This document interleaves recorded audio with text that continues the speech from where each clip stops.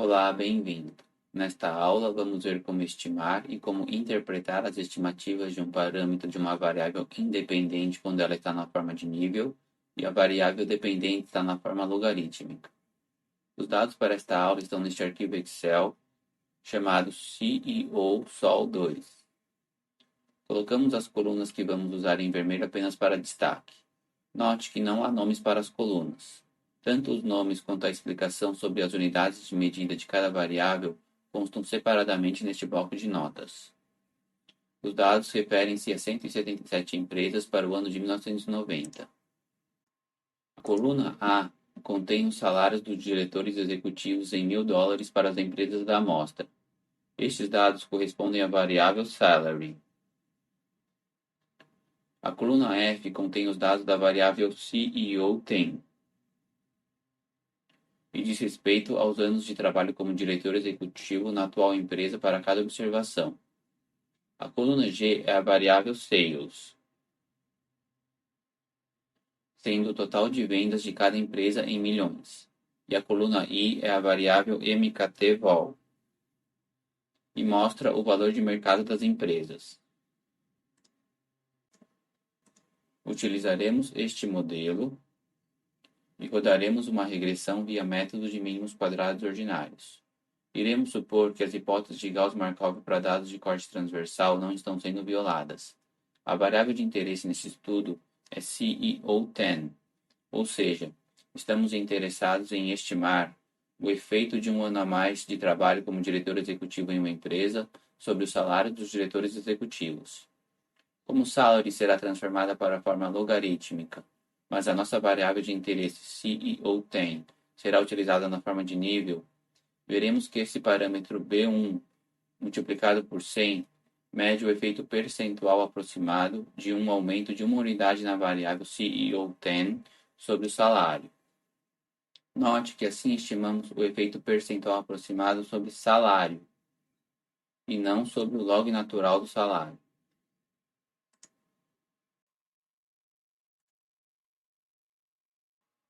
Vamos começar importando os módulos que precisaremos e depois os dados do Excel.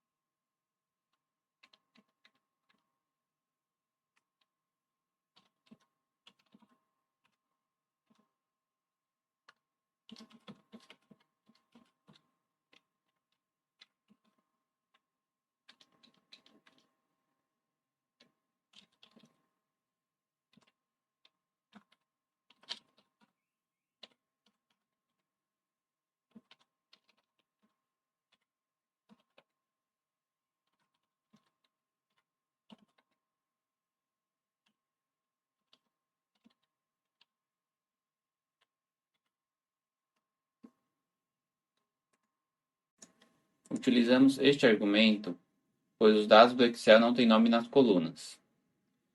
Usaremos apenas as colunas 0, 5, 6 e 8, que correspondem a esta coluna 0, 5, 6 e 8. A coluna 0 chamaremos de salary, a coluna 5 chamaremos de CEO10, a coluna 6 chamaremos de sales e a coluna 8 chamaremos de MKT-vol.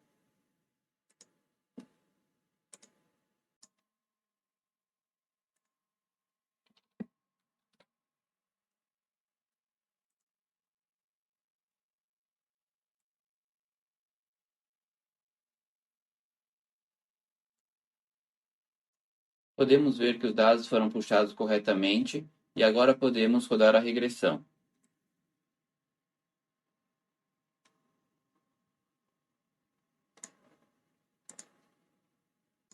Para dar a regressão, seguimos 3 passos. Primeiramente, criamos o objeto do tipo OLS com a função OLS. Depois, utilizamos o método fit para que os cálculos da regressão sejam realizados. E utilizamos o método summary para gerar o quadro com os resultados da regressão.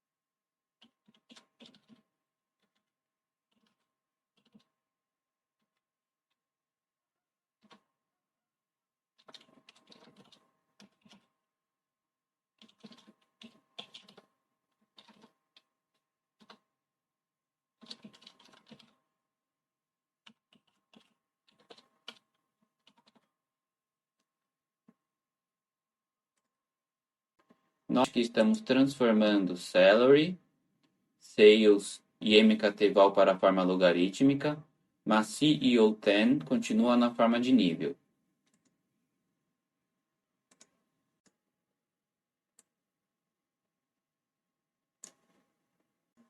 Aqui temos as estimativas dos parâmetros populacionais. E aqui temos o R². O R² é uma medida da qualidade de ajuste do modelo. Multiplicamos o R² por 100 para transformá-lo em percentual. Neste nosso exemplo, o R² de 0,318 nos diz que o modelo explica cerca de 31,8% da variação no logaritmo natural do salário. Para vermos como interpretar nosso parâmetro de interesse, em vez de olhar para essa tabela gerada, vamos acessar estas estimativas de MQO através do atributo params.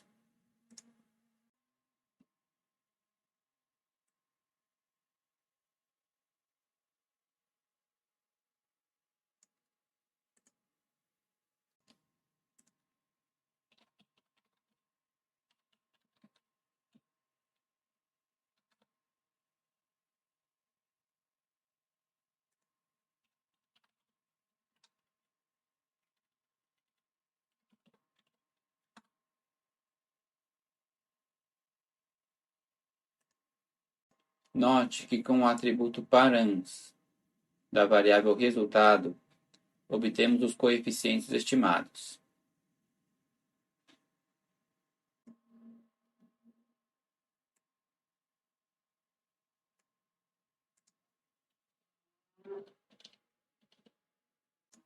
Utilizamos estas estimativas para construir a função de regressão amostral. Vamos focar apenas na interpretação da estimativa do parâmetro de nossa variável de interesse, CEO10, que corresponde aos anos de trabalho como diretor executivo na atual empresa. Para interpretar o resultado, lembre-se que rodamos a regressão com a variável dependente salary na forma logarítmica e a nossa variável de interesse CEO10 na forma de nível. Com isto, esta estimativa calculada multiplicada por 100 nos dá a porcentagem aproximada da mudança em salary quando CEO10 aumenta uma unidade. Ou seja, para cada ano adicional de trabalho como diretor executivo na atual empresa, estimamos que salary aumenta 1,17%.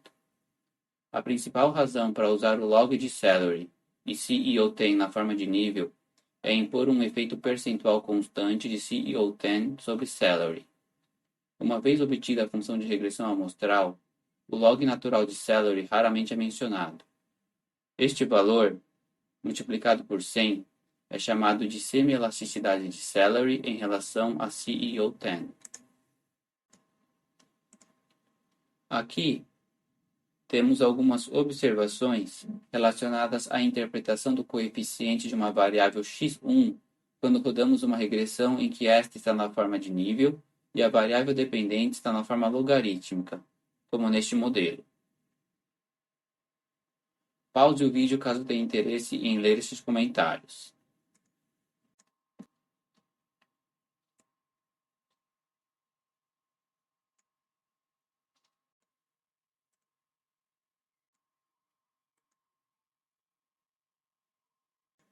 Dissemos que o coeficiente estimado de CEO10 multiplicado por 100 nos dá a porcentagem aproximada da mudança em salary quando o CEO10 aumenta uma unidade.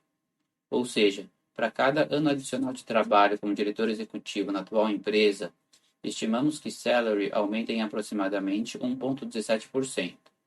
Se quisermos o valor percentual exato da estimativa, devemos utilizar esta fórmula.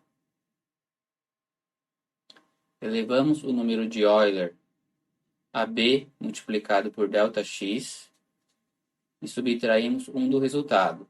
Depois multiplicamos por 100. Aqui, b é a estimativa do parâmetro de interesse e ΔX é a variação da variável de interesse. Vamos ver como fazer isto em Python e como interpretar o resultado. Criamos uma variável b e atribuímos a ela a estimativa do parâmetro da nossa variável CEO10 que calculamos na regressão de MQO. Vamos calcular a variação percentual em salary quando o CEO10 varia em uma unidade.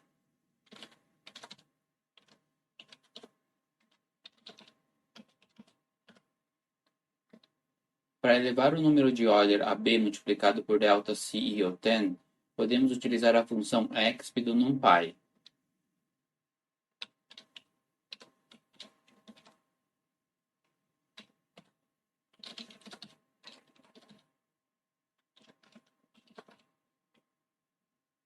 Deste resultado, tiramos 1 e multiplicamos tudo por 100.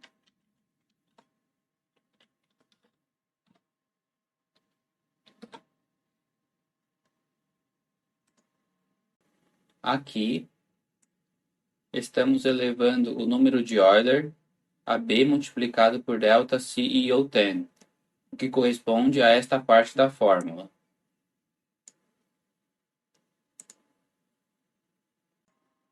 Com este resultado, dizemos que quando a variável CEO10 aumenta em uma unidade, estimamos que salary aumenta em 1,1768%. Note que a conclusão obtida utilizando diretamente a estimativa de MQO na regressão é bastante próxima deste valor, pelo menos neste exemplo. Algumas vezes, a aproximação pelo uso direto da estimativa de MQO pode ser mais imprecisa.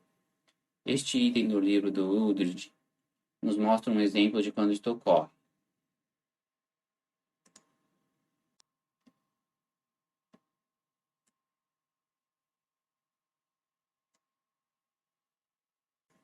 Nesta aula, vimos como interpretar o coeficiente de uma variável independente quando ela está na forma nível e a variável dependente está na forma logarítmica.